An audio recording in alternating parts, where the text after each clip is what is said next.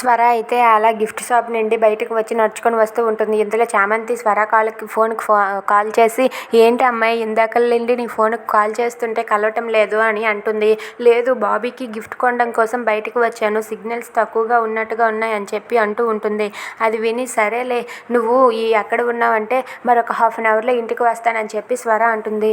సరే, నువ్వు ఇంటికి త్వరగా వచ్చేయి, నేను నీకోసం ఒక సర్ప్రైజ్ ప్లాన్ చేశానని చెప్పి అంటుంది. అది విని తనైతే ఏంటి సర్ప్రైజ్ ఏంటి అంటే, సర్ప్రైజ్ ముందు చెప్పేస్తే ఎలా సర్ప్రైజ్ అవుతుంది, నువ్వు ఇంటికి రా త్వరగా అని చెప్పి అంటుంది. దాంతో అక్కడ ఉన్న స్వర అయితే సరే చామంతి అని చెప్పి ఫోన్ పెట్టేస్తుంది. సరే, నువ్వు ఎంత వేరం వస్తే నేను అంత వేరం సర్ప్రైజ్ ఇస్తానని చెప్పి అంటూ ఉంటుంది. సరేలే, నేను ఇంటికి వచ్చేస్తున్నాను ఇదిగో అని చెప్పి అంటుంది.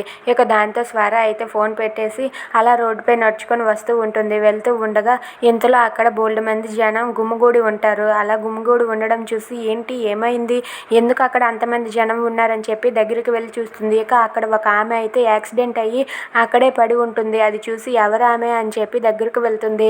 ఇక వాళ్ళందరినీ తప్పించుకొని దగ్గరకు వెళ్ళి చూసేసరికి అక్కడ ఉన్న సారంగిని చూసి ఒక్కసారిగా షాక్ అయిపోతుంది. ఏంటి సారంగియా, సారంగి నువ్వా, ఏమైంది, తప్పుకోండి అని చెప్పి పరిగెత్తుకుంటూ సారంగి దగ్గరికి వెళ్ళి సారంగి దగ్గర కూర్చొని, సారంగి నువ్వా, ఏమైంది సారంగి, నీకేం కాదు సారంగి, నేనున్నానని చెప్పి సారంగిని పట్టుకొని సారంగితో మాట్లాడుతూ ఉంటుంది. ఇక స్వర రావటంతో సారంగి అయితే, అమ్మ స్వరమ్మ నువ్వు స్వరమ్మ, నేను నీకు ఒక ముఖ్యమైన విషయం చెప్పాలమ్మా అని చెప్పి అంటూ ఉంటుంది. ఇక స్వర అయితే ఎవరైనా అంబులెన్స్కి కాల్ చేశారా అని చెప్పి గట్టిగా అరుస్తుంది. చేశామమ్మ వస్తుంది అని చెప్పి అక్కడ ఒక వ్యక్తి అయితే అంటూ ఉంటాడు.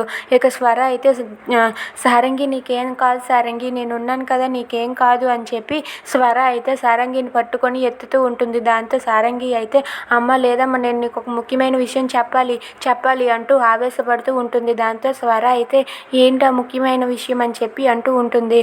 ఇక అలా చెప్పబోతూ ఉంటుంది. సారంగి చెప్పబోతూ ఉంటే ఇంతలో సారంగి అయితే స్పృహ కోల్పోయి అక్కడే అలా పడిపోతుంది. పడిపోవడం చూసి స్వర అయితే ఒక్కసారిగా షాక్ అవుతుంది. సారంగి లే అంటూ గట్టిగా అరుస్తుంది. ఇంతలో అంబులెన్స్ రావడంతో అక్కడ ఉన్న ఒక వ్యక్తి అయితే అదిగోండి అమ్మ అంబులెన్స్ వచ్చింది, పదండి తీసుకువెళ్దామని చెప్పి అంటూ ఉంటాడు.